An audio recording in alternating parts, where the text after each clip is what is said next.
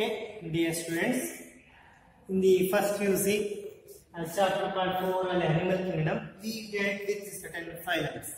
In the last classes regarding what we call foraminifera, coelentrates, and we have studied about what we call them as another one called them as Platyhelminthes, Ctenophora, and Platyhelminthes. And these are some of the complexities you can observe as you move from simple phylums to the complex phylums move ಆದಂಗೆ ಬೇರೆ ಬೇರೆ ಫೋರಿಫೆರಾ ಇಂದ ಸಿಲೆಂಟ್ರೇಟಿ ಬಂದಾಗ ಅಲ್ಲಿ ಸ್ವಲ್ಪ tissue level ಬಂತು. Next what call them as come to the ctenophora, ಅಲ್ಲಿ ಎರಡು ಕನೆಕ್ಟಿಂಗ್ ಲಿಂಕ್ ಬಿಟ್ವೀನ್ ಪ್ಲಾಟಿಹೆಲ್ಮಿಂಥೀಸ್ ಮತ್ತು ಸಿಲೆಂಟ್ರೇಟಿ ಲಿಂಕ್ ಇರುವಂತ ಕೆಲವು ಕ್ಯಾರೆಕ್ಟರ್ಸ್ ಗಳನ್ನು ಅಬ್ಸರ್ವ್ ಮಾಡಿದ್ವಿ. ಆಮೇಲೆ come to the what call them as platyhelminthes ಬಂದಾಗ ನಾವು ಬೈಲಾಟರಲ್ ಸಿಮೆಟ್ರಿ ಫಸ್ಟ್ ನೋಟಿಸ್ ಮಾಡಿದಂತದ್ದು. ಆಮೇಲೆ what call them is they system incomplete ಕಂಡು ಬಂದಂತದ್ದು. ಲೈಕ್ ಸಿವನ್ cephalization gate formation in case ಕಂಡು ಬಂದದ್ದು. ಆಮೇಲೆ ಎಸಿಲೋಮೇಟ್ ಅನಿಮಲ್ಸ್ ನಾವು ನೋಡಿದ್ವಿ ಇಲ್ಲಿ ಪ್ಲಾಟಿಹೆಲ್ಮಿಂಥೀಸ್. ಈಗ today's class let me start with another one, the phylum that is called as Aschelminthes. ಇದರ ನೋಡಿ ಕಾಲ್ ದೆಮ್ as Aschelminthes. ಈ Aschelminthes ಅನ್ನುವಂತ ಫೈಲಮ್ ಏನಿದೆಯಲ್ಲ ಅಲ್ಲಿ ಒಂದು ಹುಳ ಇರುತ್ತೆ, ಯಾಕಂದ್ರೆ ವರ್ಮ್ ಇಟ್ ಕಾಲ್ಡ್ ಆಸ್ಕ್ಯಾರೀಸ್ ಅನ್ನೋದು. ಹಂಗಾಗಿ ನೇಮ್ ಇಟ್ ಸೆಲ್ಫ್ ಆಸ್ಕೆಲ್ಮಿಂಥೀಸ್ ಅಂತ ಹುಳ ತರ ಇರುವಂತಹ ಜೀವಿಗಳು ಆಸ್ಕ್ಯಾರೀಸ್ ಪ್ರಿಡಾಮಿನೇಟ್ ಅನ್ನುವಂಥದ್ದು. ಹಂಗಾಗಿ ಇಲ್ಲಿ ಆಸ್ಕೆಲ್ಮಿಂಥೀಸ್ ಅನ್ನುವಂತ ಒಂದು ಫೈಲಮ್ ನ ಇವತ್ತಿನ ಕ್ಲಾಸ್ ಅಲ್ಲಿ ಸ್ಟಡಿ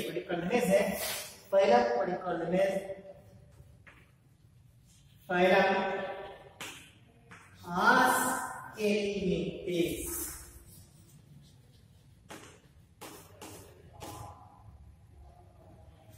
Aschelminthes ಅನ್ನುವಂತ ಫೈಲಮ್ ಏನಿದೆ ವರ್ಮ್ ತರ ಇದಕ್ಕೆ ಹುಳ. ಎಲ್ಮಿಂಥಸ್ ಮೀನ್ಸ್ ವರ್ಮ್ಸ್ ಅನ್ನೋದು ಇದು ಯೂಶಲಿ ರೌಂಡ್ ವರ್ಮ್ಸ್ ಅಂತಾನು ಕರೀತಾರೆ. This is called as round worms. They usually what called as ಇಲ್ಲಿ ಮುಖ್ಯವಾಗಿ ನಾವು ರೌಂಡ್ ವರ್ಮ್ಸ್. ಯೂಶಲಿ ಈ ಆಸ್ಕೆಲ್ಮಿಂಥೀಸ್ ಅಲ್ಲಿ ಇರುವಂತಹ ಜೀವಿಗಳು ಎಲ್ಲಿ ಕಂಡು ಬರ್ತವೆ? They are found in aquatic and they are also terrestrial and some of them are parasitic. ಇವೇನಾಗಿರ್ತವೆ ಅಕ್ವಾಟಿಕ್ ಆಗಿರ್ತವೆ. what you call them as ಇಲ್ಲಿ ನೋಡಿ this is what you call them as Ascaris ambita. this is what you call them as regarding this phylum Ascaris. these are usually what you call ಏನಾಗಿದೆಯೋ these are aquatic, terrestrial and as well as the parasitic forms. so ಇದಾವೆ ಇದರಲ್ಲಿ ಅಂದ್ರೆ ನೀವು ಕಂಡು ಬರ್ತೀಯಾ aquatic and aqua means water. aquatic, terrestrial or parasitic. they are aquatic, ನೀರಲ್ಲಿ ಕಂಡು terrestrial, parasitic ಅಂದ್ರೆ ಪರಾವಲಂಬಿಯಾಗಿ ಕಂಡು ಬರುವಂತ ಜೀವಿಗಳು. ಇಲ್ಲಿ ನೋಡ್ರಿ ಆರ್ಗನೈಸೇಷನ್ ಬಂದ್ರೆ ನಮಗೆ ಆರ್ಗನ್ ಗ್ರೇಡ್ ಅಲ್ಲೇ ಇತ್ತು, ಹಂಗಾಗಿ ಇಲ್ಲಿನ ಆರ್ಗನ್ ಗ್ರೇಡ್ ಇದೆ. Next what call them organ grade ಅಂದ್ರೆ ಎಲ್ಲಾ ಟಿಶ್ಯೂಸ್ ಸೇರ್ಕೊಂಡು ಅದು ಪರ್ಟಿಕ್ಯುಲರ್ ಆರ್ಗನ್ ಆಗಿರುತ್ತೆ. ಆರ್ಗನ್ ಗ್ರೇಡ್ ಆಫ್ ಆರ್ಗನೈಸೇಷನ್ ಇದೆ. ಆಮೇಲೆ what call them bilateral symmetry ಇದೆ. Bilaterally symmetrical animals, triploblastic animals, ಇವೆಲ್ಲ ಆ ಫೈಲಮ್ ಅಲ್ಲೇ ಕಂಡು ಬಂತು. what ಆರ್ಗನ್ ಗ್ರೇಡ್ ಬರೀತು ಪ್ಲಾಟಿಹೆಲ್ಮಿಂಥೀಸ್ ಅಲ್ಲಿ. what them as ಅಲ್ಲಿನೂ ಬೈಲಾಟರಲ್ ಸಿಮೆಟ್ರಿ ಇತ್ತು. ಟ್ರಿಪ್ಲೋಬ್ಲಾಸ್ಟಿಕ್ ಅನಿಮಲ್ಸ್ ಅದು ಅಲ್ಲೇ ಕ್ಯಾರೆಕ್ಟರ್ ಬಂದಿತ್ತು. ಆ ಕ್ಯಾರೆಕ್ಟರ್ಸ್ ಗಳು ಇಲ್ಲಿ ಕಂಟಿನ್ಯೂ ಆಗಿದೆ. ನೆಕ್ಸ್ಟ್ ಬರುವಂತ ಫೈಲಮ್ಸ್ ಅಲ್ಲಿ ಇರುವಂತದ್ದು what them as ಇದು ಏನೇನೆ ಆರ್ಗನ್ ಗ್ರೇಡ್. ಇವು ಜನರಲ್ ಕ್ಯಾರೆಕ್ಟರ್. ಈ ಜನರಲ್ ಕ್ಯಾರೆಕ್ಟರ್ಸ್ ಎಲ್ಲ ಕೆಲವು ಫೈಲಮ್ಸ್ ಹಾಗಾಗಿ ಪರ್ಟಿಕ್ಯುಲರ್ ಆಗಿ ಡಿಫೈನಿಂಗ್ ಕ್ಯಾರೆಕ್ಟರ್ಸ್ ಬರಬೇಕಾದ್ರೆ ಇದಕ್ಕೆ ಸಂಬಂಧಪಟ್ಟಂತ ವಿಶಿಷ್ಟ ಕ್ಯಾರೆಕ್ಟರ್ ಅವನ್ನು ನೀವು ಗಮನದಲ್ಲಿ ಇಟ್ಕೊಂಡು ಬರೀಬೇಕು ಎಕ್ಸಾಮ್ ಅಲ್ಲಿ. ಯಾಕಂದ್ರೆ we can quote some of the organ grade of aggregation, we can quote for the platyhelminthes also organ grade. so we have to write some of the distinguished characters should be written in examination. what you are writing regarding the characteristics features of the characters ಬರೀರಿ ಅಂತ ಕೇಳಿದಾಗ distinguish characters ನೀವು ಬರೀಬೇಕಾಗುತ್ತೆ. These are the common character I am providing, because there is a ಕೆಲವೊಂದು ಕಂಡು ಬರೋಲ್ಲ. They are what you call it as an organ grade of organization. Organ grade of organization. ಅಂದ್ರೆ ಗೊತ್ತಾಗಿದೆ ನಿಮಗೆ, ಅನೇಕ ಟಿಶ್ಯೂಸ್ ಎಲ್ಲ ಸೇರಿಕೊಂಡು ಒಂದು ಆರ್ಗನ್ ಆಗಿರ್ತವೆ, ಅಂಗಾಂಶಗಳನ್ನು ಸೇರಿಕೊಂಡು ಅಂಗ ಆಗಿದೆ. Organ grade of organization. Next they are diploblastic. They are 3 germ layers. ಎಮ್ಮೆಗಳ 3 ಜನ ಎಕ್ಟೋಡರ್ಮ, ಎಂಡೋಡರ್ಮ, ಮೆಸೋಡರ್ಮ ಅಂತ 3 germ layers ಇಂದ ಬಾಡಿ ಮಾಡಲ್ಪಟ್ಟಿರುತ್ತದೆ ಈ ಜೀವಿಗಳಲ್ಲಿ. ಬೇಕಾದ್ರೆ they are show diploblastic. Try ಅಂದ್ರೆ 3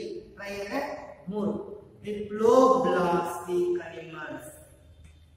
ಬಾಡಿ ಫಾರ್ಮ್ ಮಾಡಬೇಕು ಟ್ರೈ diploblastic animals ಅಂದ್ರೆ 3 germ layers ಇಂದ ಮಾಡಲ್ಪಟ್ಟ diploblastic animals. They are diploblastic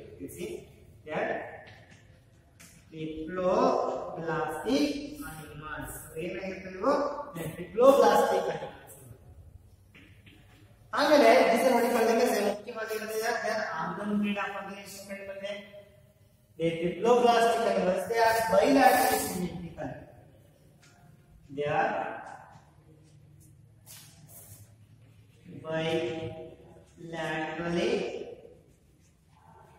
bilaterally symmetrical animals. Bilaterally symmetrical animals. bilaterally symmetrical ಅಂದ್ರೆ ಒಂದು ಪ್ಲೇನ್ ಕಟ್ ಮಾಡಿದಾಗ ಸಮಭಾಗಗಳು ಬರುತ್ತವೆ. only one plane longitudinal plane cut ಮಾಡಿದ್ರೆ ಸಮಭಾಗಗಳು ಬರುತ್ತವೆ. ಇಟ್ಕೊಳ್ಳೋದೇ one plane ಕಟ್ ಮಾಡಿದ್ರೆ ಸಮಭಾಗಗಳು ಬರುತ್ತೆ. ಇಟ್ಕೊಳ್ಳೋದೇ ಸೀಮ್ ಕಟ್ ಮಾಡೋದಿಲ್ಲ, ಅಂದ್ರೆ ಇಲ್ಲಿ ನೋಡ್ತಿರುತ್ತೆ ಈ ಕಡೆ ಇರೋದಿಲ್ಲ, ಇಲ್ಲಿ ಎಕ್ಸಿಟ್ರಿ ಕೊಡೋದೇ ಈ ಕಡೆ ಇಲ್ಲ. ಹಾಗಾಗಿ ಸಮಭಾಗಗಳು ಎಲ್ಲ ಅದೇ ತರ ಪಾರ್ಟ್ಸ್ ಕಂಡು ಬರಬೇಕು. ಹಾಗಾಗಿ ಇಸ್ಕೊಳ್ಳೋದೇ ಮೇಸೆ ಇವುಗಳು ಒಂದು ಪ್ಲೇನ್ ಕಟ್ ಮಾಡಿದ್ರೆ ಮತ್ತೆ ಸಮಭಾಗ ಬರೋದ್ರಿಂದ ಇಟ್ಕೊಳ್ಳೋದೇ ಮೇಸೆ bilaterally symmetrical animals. ಮತ್ತೆ ಇವು ಇನ್ನೊಂದ್ರೆ pseudocoelomate animals. ಎಂತ animals? pseudocoelomate. ನೀವು ಪ್ಲಾಟಿನಮ್ ಇಂಗ್ಲಿಷ್ ಅಲ್ಲಿ acoelomate ಅಂತಾರೆ, ಸಿಲೋಮ್ ಇರೋದಿಲ್ಲ. ಇಲ್ಲಿ ಸಿಲೋಮ್ ಇರುತ್ತೆ, but false coelom. pseudo means false. They show pseudo cyclic cylinder pseudo coelom cavity coelomate animals. Pseudocoelomate animals first introduction ಇದೆ. coelomate ಅಂದ್ರೆ ಏನು? pseudocoelomate. coelom is there, but it is not lined by mesodermal lining. Body cavity ಇದೆ, body wall ಇದೆ, ಮತ್ತೆ ಗಟ್ ಮಧ್ಯೆ ಗಟ್ಟದ ಅನ್ನನಾಳ ಮಧ್ಯದಲ್ಲಿ important organs ಗಳು ಇರ್ತವೆ. ಅಂತ ಆ ಕ್ಯಾವಿಟಿ ಸುತ್ತ ಒಂದು ಲೈನಿಂಗ್ ಇದೆ, ಅದು ಟ್ರೂ ಸೀಲಮ್, ಸರಿಯಾದಂತ ಯು ಸೀಲಮ್ ಅಂತ ಸೀಲಮ್ ಇಲ್ಲ. ಆದ್ರೆ ಯಾಕಿಲ್ಲ ಅಂದ್ರೆ ಅದ್ ಸುತ್ತ ಲೈನಿಂಗ್ ಏನಿದಿಲ್ಲ ಮೀಸೋಡರ್ಮ್ ಇಂದ ಇರಬೇಕು. ಮೀಸೋಡರ್ಮ್ ಲೈನಿಂಗ್ ಇದ್ರೆ ಮಾತ್ರ ಅದನ್ನ ಕ್ಯಾವಿಟಿ ಇರುತ್ತಲ್ಲ, ಬಾಡಿ ವಾಲ್ ಮತ್ತು ಗಟ್ಟಿ ಮಧ್ಯೆ ಕ್ಯಾವಿಟಿ ಇರುತ್ತಲ್ಲ, ಆ ಕ್ಯಾವಿಟಿ ಸುತ್ತ ಏನಿರ್ಬೇಕು? ಮೀಸೋಡರ್ಮಲ್ ಲೈನಿಂಗ್ ಇದ್ರೆ ಮಾತ್ರ ಅದು ಟ್ರೂ ಸೀಲಮ್. ಸರಿಯಾದಂದ್ರೆ ಅದಿಲ್ಲ ಅಂತ ಇಲ್ಲಿ ಹೇಳ್ತೀನಂದ್ರಲ್ಲ, ಎಂತಂದ್ರೆ cavity is there, it is not lined by ಸೀರೋಮಿಕ್ ಎಪಿಥೀಲಿಯಂ ಅಥವಾ ಮೀಸೋಡರ್ಮಲ್ ಲೈನಿಂಗ್ ಇರಲ್ಲ ಅಂತ ಹೇಳಿದ್ರೆ ಇಟ್ಸ್ ಕಾಲ್ಡ್ ಅಂದ್ರೆ pseudocoelomate animals. ಈ bilateral symmetry diploblastic 3 germ layers ಇಂದ ಮಾಡಲ್ಪಟ್ಟಿದೆ. Ectoderm, endoderm, mesoderm. bilaterally cut ಮಾಡಿದ್ರೆ ಸಮಭಾಗ ಬರುತ್ತೆ ಒಂದೇ ಪ್ಲೇನ್ ಅಲ್ಲಿ. pseudocoelomate ಅಂದ್ರೆ ಕ್ಯಾವಿಟಿ ಇದೆ, it is not lined by mesodermal line. So these are the general one important statement. This is a what we call them regarding defining character. You write this character what called pseudocoelomate animals. In the animals pseudocoelomate animals. And here digestive system, first time you can notice the complete digestive system with mouth as well as anus. ನೀವು platinum ಅಲ್ಲಿ incomplete digestive system ಇತ್ತು, ಇದ್ರೆ ಇಲ್ಲಿ ಒಂದು mouth ಅಷ್ಟೇ ಇತ್ತು.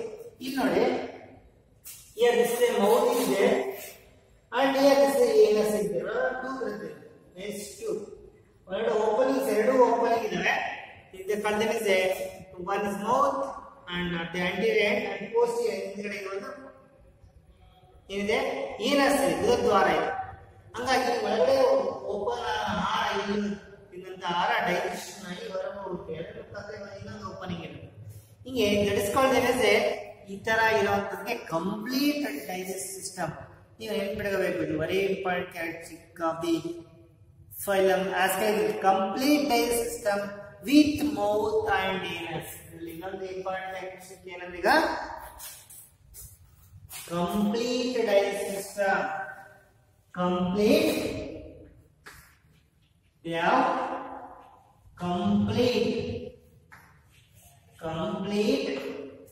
digestive system.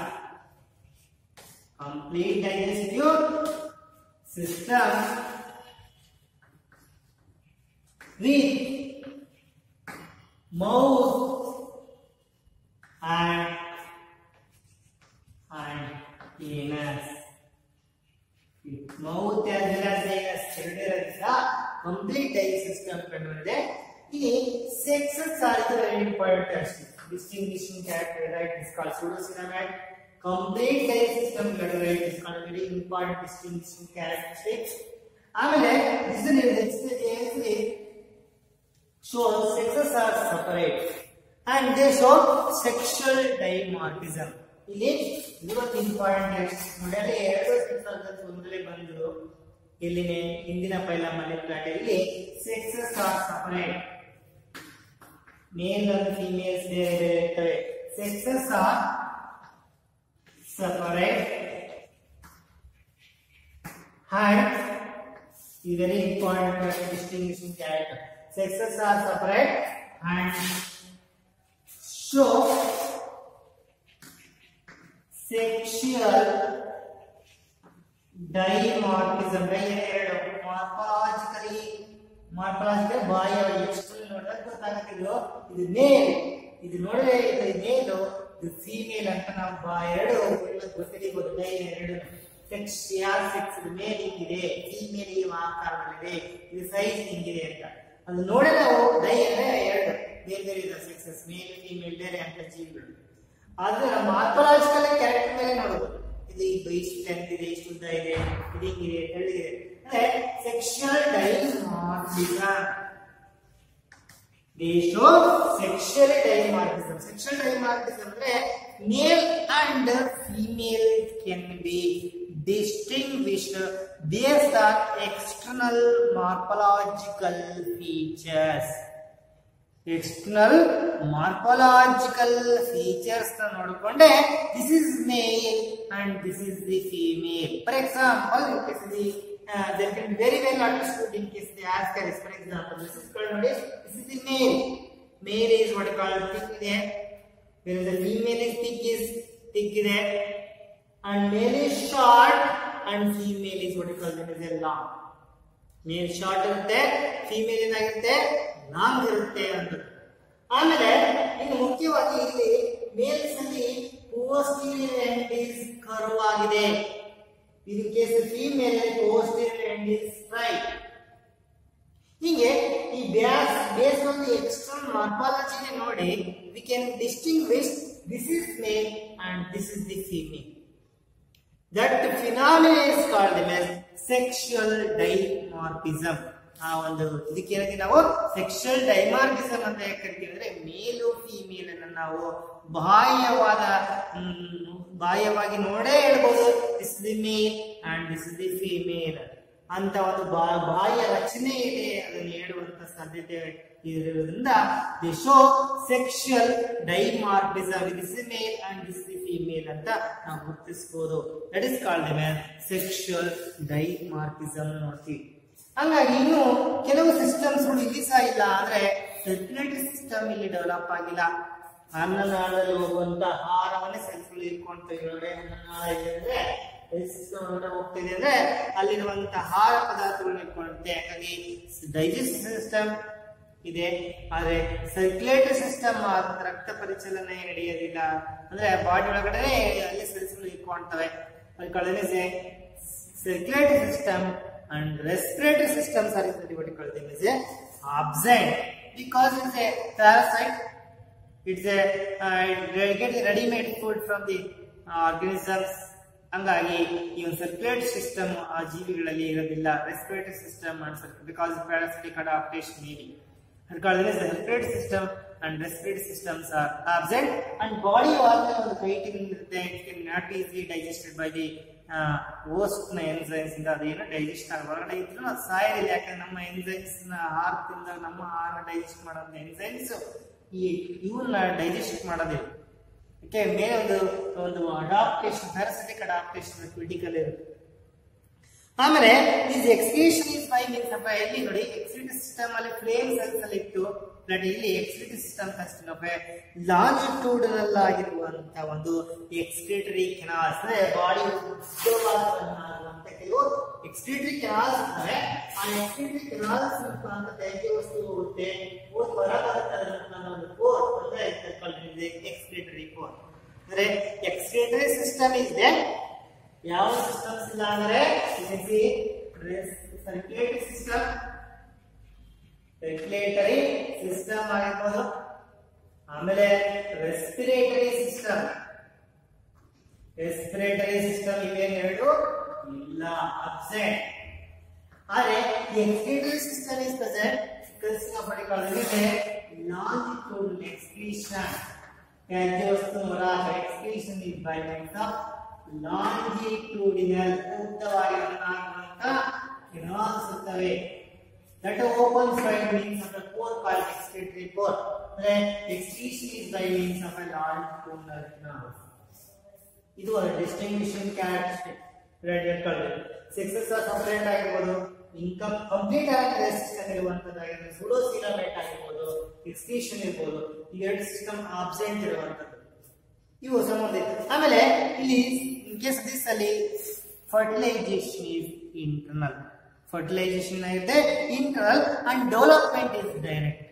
ದೇಹದ ಒಳಗಡೆ ಫರ್ಟಿಲೈಸೇಷನ್ ಆಗುತ್ತೆ. Male and female they get united. It's called gonopore is that female ನ ಓಪನಿಂಗ್, ಜನನೇಂದ್ರಿಯದ ಓಪನಿಂಗ್ ಇದು. ಇಲ್ಲಿ ಮೇಲ್ಸ್ ಅಲ್ಲಿ this common opening is called cloaca. Common opening for usually what called this this act as a genital opening and as a anus opening common ಆಗಿರುತ್ತೆ. ಅದಕ್ಕೆ this is what called as common opening ಅಂತ ಕರೀತೀವಿ.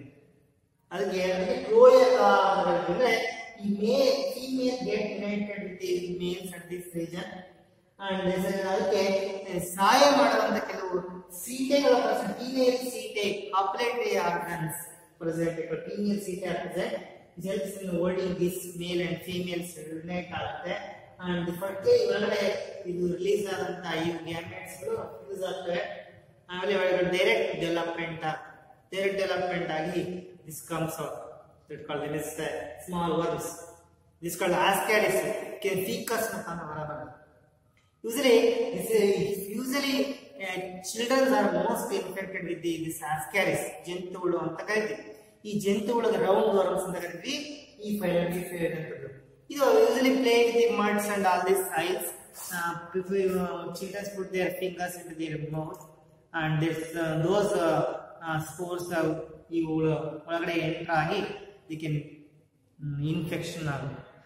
ಹಾಗಾಗಿ ಇದು this is called as one of the organism which lives as a parasite inside the host of man. Okay, because disease called ascariasis ಅನ್ನೋದು person became anemic ಆಗ್ತಾನೆ. ನೀರು ತಿನ್ನಂತ ಆಹಾರದೆಲ್ಲ ತಿನ್ನೋದ್ರಿಂದ anaemic ಆಗೋದು, blood ಕಡಿಮೆ ಆಗೋದು anemic. And you can see abdominal pain ಕಂಡು ಬರುವಂತದ್ದು. ಆಮೇಲೆ sometimes vomiting, internal bleeding. some of these symptoms can be found if we infected with the ascaris. ಜಂತು ಹುಳುಗೆ ಟ್ಯಾಬ್ಲೆಟ್ಸ್ ನ ನೀವು ತಗೋಬೇಕು ಒಂದು 6 months ರೀ. ಅದನ್ನೆಲ್ಲ ಹೇಳ್ತಾರೆ doctors. ಆಲ್ಬೆಂಡಜೋಲ್. this is called as a ascaris case. ascaris ಅಲ್ಲಿ ಏನಿದೆ, excretory system is longitudinal canals form ಆಗುತ್ತೆ ಅಂತ ಹೇಳಿದೆ. ಆಮೇಲೆ ಸೆಕ್ಸಸ್ ಏನ ಸಪರೇಟ್ ಇದೆ, ಫರ್ಟಿಲೈಸೇಷನ್ is internal ಈ ಜೀವಿಗಳಲ್ಲಿ and development is what you call this a direct type of development ಕಂಡು ಬಂದಿದೆ. ಇಲ್ಲಿರುವಂತ ಮುಖ್ಯವಾದ ಪ್ರಮುಖವಾದಂತಹ ಜೀವಿ Ascaris lumbricoides. The full scientific name is called Ascaris ಲ್ಯೂಮ್ರಿಕಾಯ್ಡಸ್ ಅನ್ನೋದು ಜಂತು ಹುಳು ಅಂತ ಕರಿತೀವಿ. ಇನ್ನೊಂದು ಹೊಡೆಕೊಳ್ಳೋದು ಉಕ್ವಾರ್ಮ್ ಅಂತ ಇದೆ, ಅದಕ್ಕೆ ಸೇರಿದೆ. ನೀವು ಆಂಕೈಲೋಸ್ಟೋಮಾ ಡಿಯೋಡಿನೇಲ್, ಆಂಕೈಲೋಸ್ಟೋಮಾ ಡಿಯೋಡಿನೇಲ್ ಅನ್ನೋದು another example I can give example for this ಅಂದ್ರೆ ಆಂಕೈಲೋಸ್ಟೋಮಾ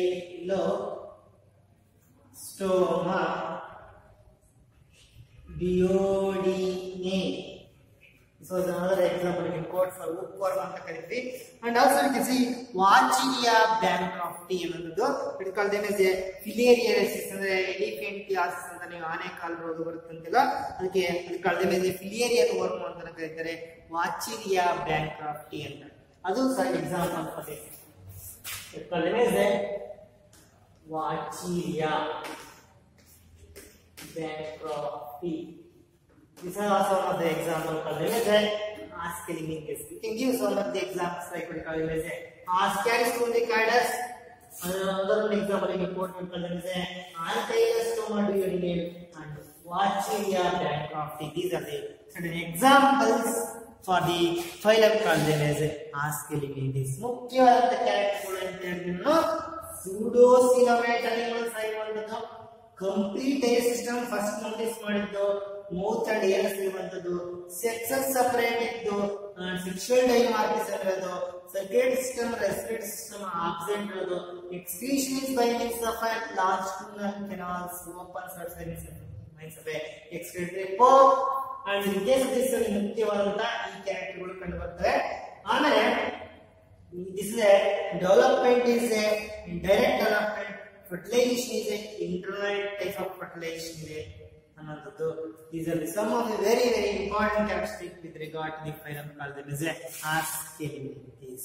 This called them as a round worm. I want to show those Ascaris in the last of this completion of this topic. I want to show that organisms like this. This is called them as Ascaris.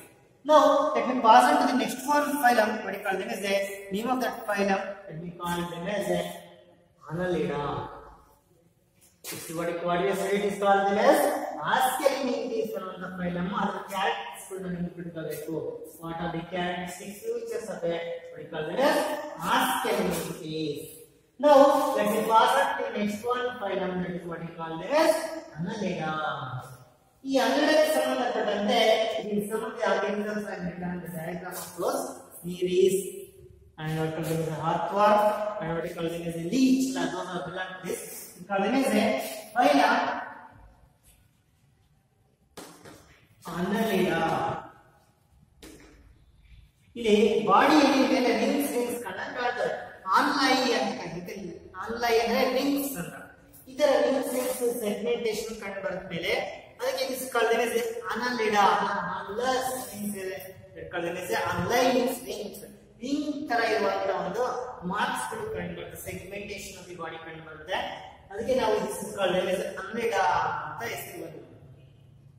This phylum Annelida ಇದೆಲ್ಲ this is what we call them as they also should be what we call them as organ system grade of organization. ಅಂದ್ರೆ ಸ್ವಲ್ಪ ಸಂಕೀರ್ಣ ಆಯ್ತು ನೋಡಿ, ಅಲ್ಲ organ grade ಇತ್ತು, ಇಲ್ಲಿ we can see what you call them as a organ system grade of organization. ಇಲ್ಲಿ ಬರ್ತದಾಗ ಏನಂತ they show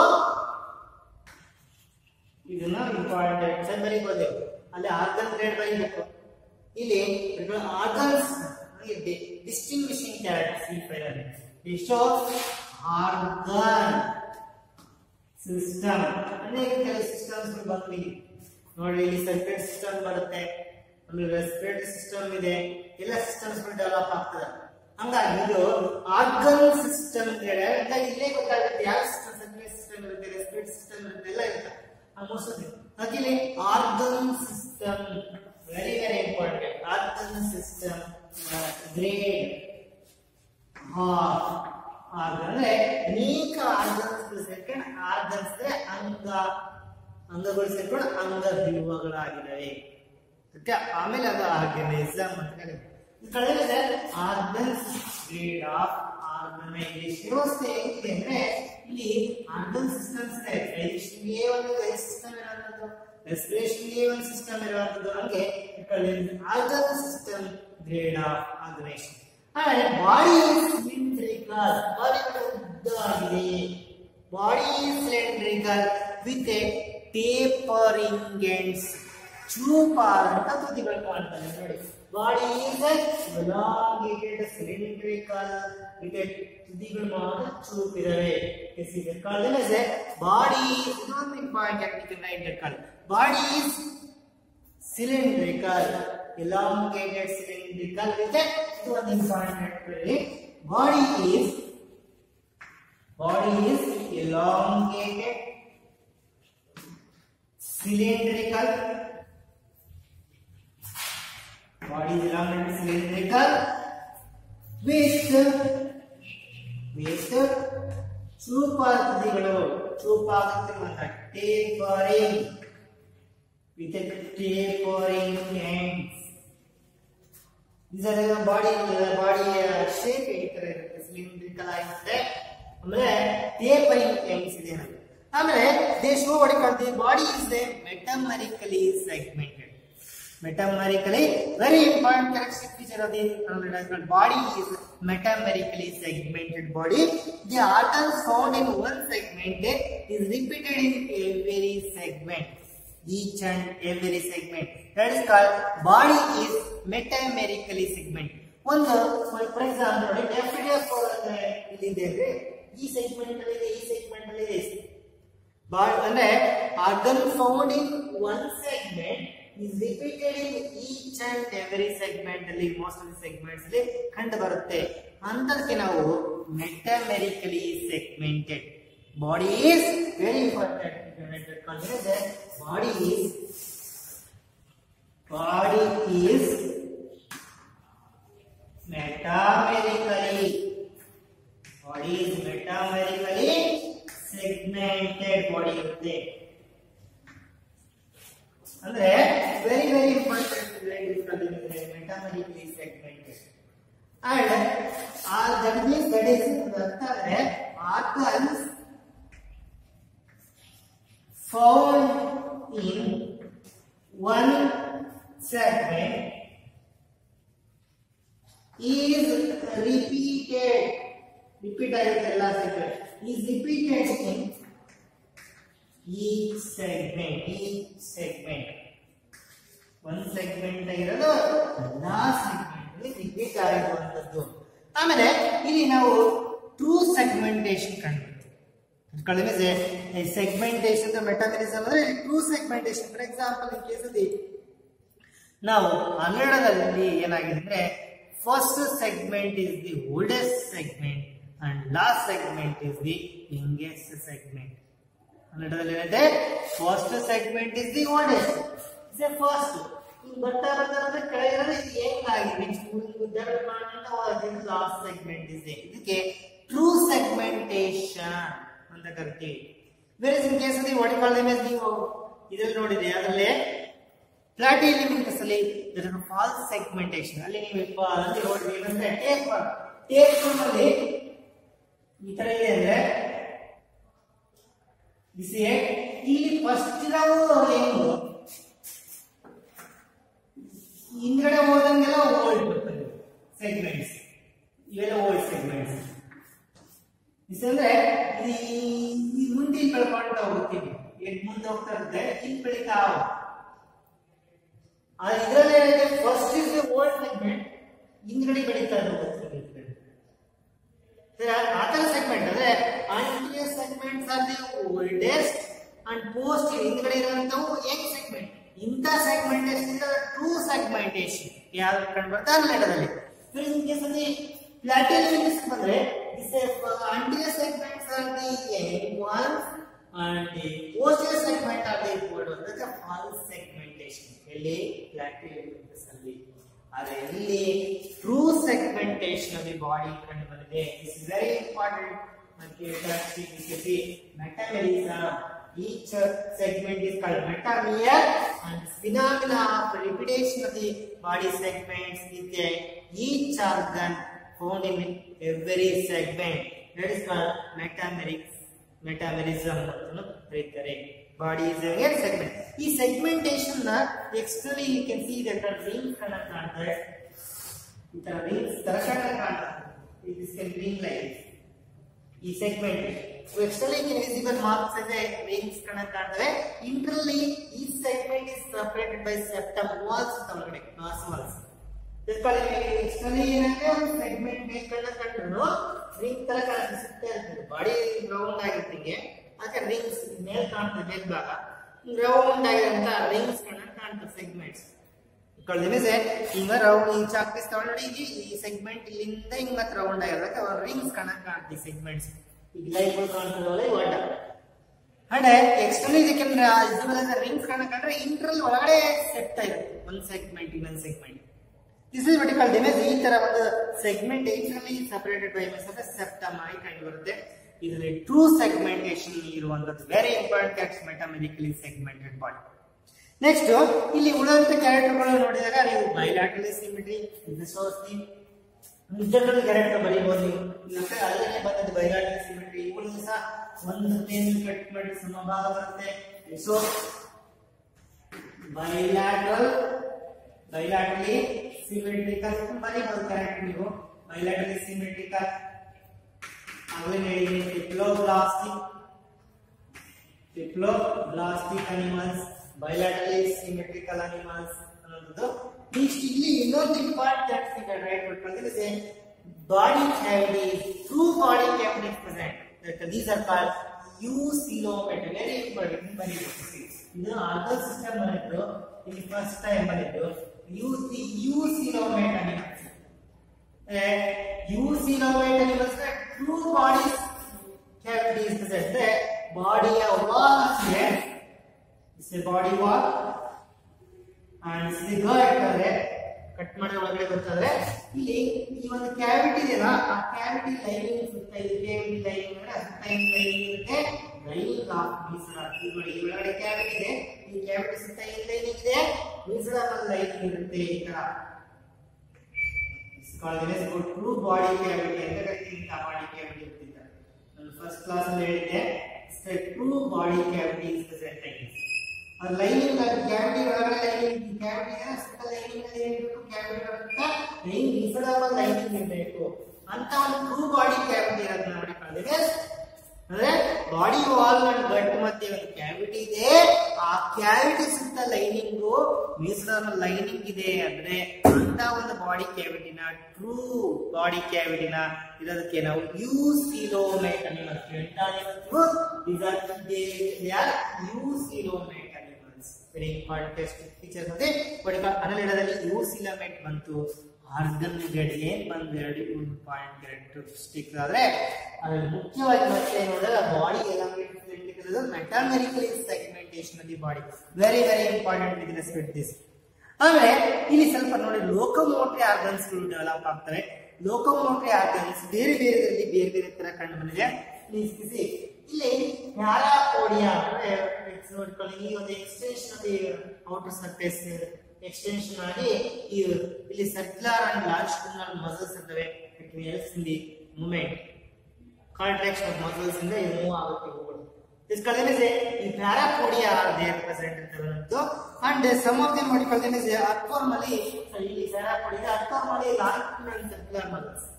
This circular and muscles muscles you now called circular round ಆಗಿರಬಹುದು ಉದ್ದುದ್ದ ಆಗಿರಬಹುದು ಅದರಿಂದ ಬಾಡಿ ಸ್ಟ್ರೆಚ್ ಆಗಿ ಮೂವ್ ಆಗ್ತಾ ಹೋಗುತ್ತೆ.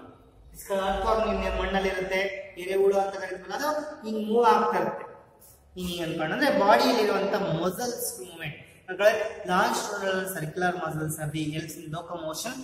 ಕೆಲವು ರೀಸ್ ಅಂತ ಇದರಲ್ಲಿ ಪ್ಯಾರಾಪೋಡಿಯಾ ಇರುತ್ತೆ, ಆರ್ಥೋರ್ಮಲಿ ಲಾಂಜಿಟ್ಯೂಡಿನಲ್ ಸರ್ಕ್ಯುಲರ್ ಮಸಲ್ಸ್ ಇರ್ತವೆ ಅಂಡ್ ದಿಸ್ ಕಾಲ್ಡ್ ಈಚಲಿ ನೋಡಿ this are called hoops and suckers. ಈಗ ನಾವು ಸರ್ಕಸ್ ಅಂತ ಕರಿತೀವಿ. ಈ ಸರ್ಕಸ್ ಏನ್ ಮಾಡ್ತದೆ ಕೆಳಗಡೆ ಪೋಸ್ಟೀರಿಯರ್ ಸರ್ಕಲ್ ಇದೆ, ಬಾಯಿ ಅಥವಾ circle anterior circle.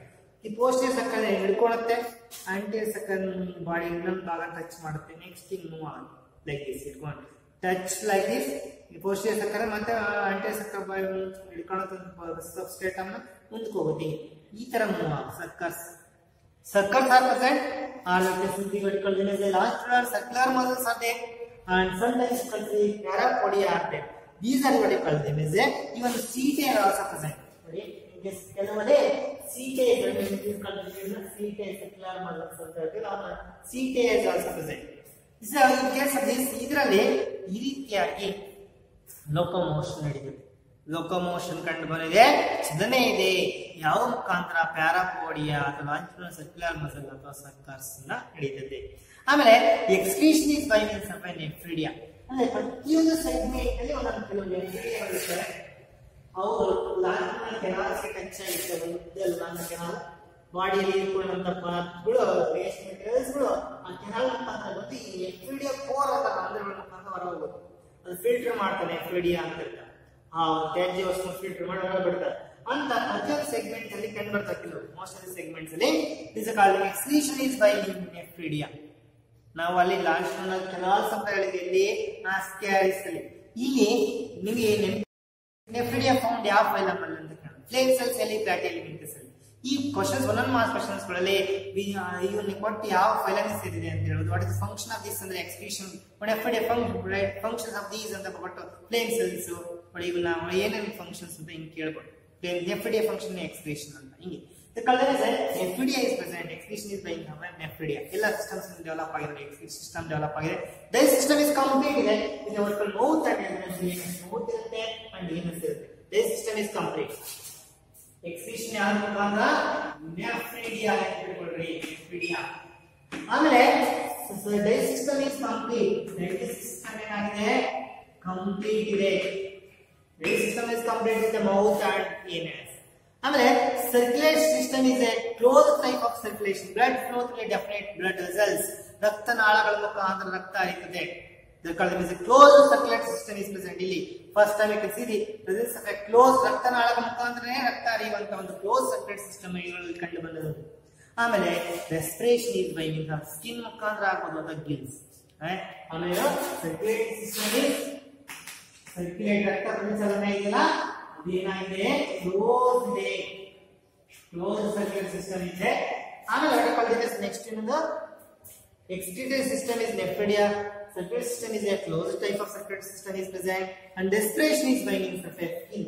Skin mukhana respiration avudu. Respiration system by skin or by means of gills. ಕೆಲವು aquatic params gills ಇರ್ತವೆ. ಅದೇ ಕೆಲವೊಂದು ಸ್ಕಿನ್ ಮುಖಾಂತರ ಎಕ್ಸ್ಚೇಂಜ್ ಆಫ್ ಗ್ಯಾಸ್ ಆಗುತ್ತೆ. ಅದಕ್ಕೆ ಉಸಿರಾಟ ಕ್ರಿಯೆ ಎಕ್ಸ್ಚೇಂಜ್ ಆಫ್ ಗ್ಯಾಸ್ ಸ್ಕಿನ್ ಮುಖಾಂತರ ಆಗುತ್ತೆ ಅಥವಾ ಗಿಲ್ಸ್ ಮುಖಾಂತರ ಆಗುತ್ತೆ. ಇಲ್ಲಿ ಇನ್ ಕೇಸ್ ದಿಸ್ ಅಲ್ಲಿ sir sexes are separate male and females ಅಂತ ನಾವು ಹೇಳ್ಬೋದು, ಅಥವಾ ಕೆಲವು ಅಲ್ಲಿ ಯುನೈಟ್ ಆಗಿರ್ಬೋದು. ಅರ್ಥವರ್ಮಲ್ ಎರಡು ಸೆಕ್ಸ್ ಆಗಿ male genital pore, female genital pore ಎರಡು ಒಂದೇ ಇದೆ. ಅಂದ್ರೆ ಯುನೈಟೆಡ್ ಸೆಕ್ಸಸ್ ಆರ್ ಯುನೈಟೆಡ್ ಅಂದ್ರೆ ನಾವು ಹರ್ಮಾಫ್ರೊಡೈಟ್ ಅಂತ ಹೇಳ್ಬೋದು. ಅದು ಎರಡು ಸೇರ್ಕೊಂಡಿರುತ್ತೆ. ಅಥವಾ ಸೆಕ್ಸಸ್ ಆರ್ ಸಪರೇಟ್ ಇರ್ಬೋದು, ಮೇಲ್ ಅಂಡ್ ಫಿಮೇಲ್ ಅಂತ. Sexes are separate are they may be united ಇರ್ಬೋದು. ಅಂಡ್ ಇನ್ ಕೇಸ್ ದಿಸ್ ಅಲ್ಲಿ ಡೆವಲಪ್ಮೆಂಟ್ ಇಸ್ ಡೈರೆಕ್ಟ್ ಅಥವಾ ಅಂದ್ರೆ ಲಾರ್ವಲ್ ಸ್ಟೇಜ್ ಮುಖಾಂತರ ಇಂಡೈರೆಕ್ಟ್ ಡೆವಲಪ್ ಆಗೋದು, ಡೈರೆಕ್ಟ್ ಡೆವಲಪ್ ಆಗೋದು. ಕೆಲವು ಜೀವಿಗಳಲ್ಲಿ ಡೈರೆಕ್ಟ್, ಕೆಲವು ಜೀವಿಗಳಲ್ಲಿ ಇಂಡೈರೆಕ್ಟ್ ಟೈಪ್ ಆಫ್ ಡೆವಲಪ್ಮೆಂಟ್ ಇದೆ. ಅಂದ್ರೆ ಸೋ ಮೆನಿ ಸಿಸ್ಟಮ್ಸ್ ಗಳು ಎಲ್ಲವೂ ಇದಾವೆ ಅಂತ ನೀವು ಹೇಳ್ಕೊಂಡು ಹೋಗೋದು. ನೋಡಿ, ಸರ್ಕ್ಯುಲೇಟರಿ ಸಿಸ್ಟಮ್ ಇದೆ, close circulatory system, respiratory system, Gilles ಇದೆ, ಸ್ಕಿನ್ ಮುಖಾಂತರ ಆಗುತ್ತೆ. ಯಾಕಂದ್ರೆ ನೋಡಿ first starting organ system grade ಅಂತ ಹೇಳ್ಬಿಟ್ಟೆ. ಅವ್ರು ಇಟ್ಕೊಳ್ತೇವೆ ಮುಖ್ಯವಾಗಿ ಇನ್ನೇನು ನೆನ್ಪಿಟ್ಕೊಳಕ್ ಈಸಿ. ಯಾಕಂದ್ರೆ digest system is complete with mouth and anus ಇದೆ. ಸರ್ಕ್ಯುಲೇಟರಿ ಸಿಸ್ಟಮ್ ಕ್ಲೋಸ್ಡ್ ಇದೆ. Excretion system is by means of an nephridia. Respiration is with skin and gills. ಎಲ್ಲ most systems are develop. ಅವನ್ನೆಲ್ಲೂ ಬರೀಬಹುದು. ಅದಕ್ಕೆ ಆರ್ಗನ್ ಸಿಸ್ಟಮ್ ಬರೆಯುವಂಥದ್ದು, metamerical segmentation of the body ಅಂತ ಬರೆಯುವಂಥದ್ದು very very important aspect of this. ಆಮೇಲೆ eucoelomate very definite coelom cavity ಒಂದು. ಆಮೇಲೆ ಸೆಕ್ಸಸ್ ಆರ್ ಸಪರೇಟ್ ಅಥವಾ ಯುನೈಟೆಡ್, ಡೆವಲಪ್ಮೆಂಟ್ ಇಸ್ ಡೈರೆಕ್ಟ್ ಅಥವಾ ಇಂಡೈರೆಕ್ಟ್ ಅನ್ನೋದು. ಇದರಲ್ಲಿ ಅನೇಕ ಜೀವಿಗಳು ಬರ್ತವೆ. ನೀರೀಸ್ ಅಂತ ಇದೆ, ನೀರೀಸ್ ಆರ್ಥ್ವಾರ್ಮ್ ಎರೆಹುಳ ಬಾಡಿ ಸೆಗ್ಮೆಂಟೇಷನ್, ಲೀಚಸ್ ಇದು blood sucking cattle leech, cattle blood ಅಲ್ಲಿ ಸೆಕ್ ಮಾಡುತ್ತೆ. ಸ್ಯಾಂಗ್ಯುವರಸ್ ಲೀಚ್ ಕೆಸಿ ಈ ಮಲೆನಾಡು ಪ್ರದೇಶದಲ್ಲಿ ಇದೆ, ತೇವಾಂಶ ಪ್ಲೇಸ್ ಇದು ಈ ಒಂದು ಜಿಗಣೆ ಅಂತ ಕರೀತಾರೆ. ಅವೆಲ್ಲ ಲೀಚಸ್ ಅಂತೆ. ನೀರೀಸ್ ಆರ್ಥ್ವಾರ್ಮ್ ಪೆರಿಟಿಮಾ ಅಂತ ಕರಿತೀವಿ. ಲೀಚಸ್ ಇರ್ವಿನಿಯಾ ಅಂತ ಕರಿತೀವಿ ಅನ್ನೋದು ಇಟ್ಸ್ ಕಾಲ್ಡ್ ನೀರೀಸ್. ಇವೆಲ್ಲ ಈ certain examples of what called Annelida. ಈ ಅನ್ನೆಡಕ್ಕೆ ಸಂಬಂಧಪಟ್ಟಂತೆ these are the examples I going to show the some of the organisms like a specimen bottles are there. I going to show the examples of the what you call them as ಅನ್ನೆಲ್ಡಾಕ್ಕೆ ಸಂಬಂಧಪಟ್ಟಂತೆ ಆಮೇಲೆ ಆಸ್ಕ್ಯಾರಿಯಮ್ಗೆ ಸಂಬಂಧಪಟ್ಟಂತೆ ಕೆಲವು bottle specimens I going to show now. Here you can see this is called as a ascaris. You can see this is ascaris ಜಂತುಗಳು ಆಸ್ಕ್ಯಾರಿಯಮ್ಗೆ ಸಂಬಂಧಪಟ್ಟಂತ ಆಸ್ಕ್ಯಾರಿಸ್ ಇದು. And you can see the ಅನ್ನೆಲ್ಡಾಕ್ಕೆ ಸಂಬಂಧಪಟ್ಟಂತೆ you can see presence of what called Nereis is there. You can see Nereis is there. Parapodia visible, you can see side margin ಗೆ parapodia ಎಲ್ಲ ಕಂಡು ಬರ್ತದವೆ. This is called them as Nereis like this. And this is what you call them as you can see that called them as leech.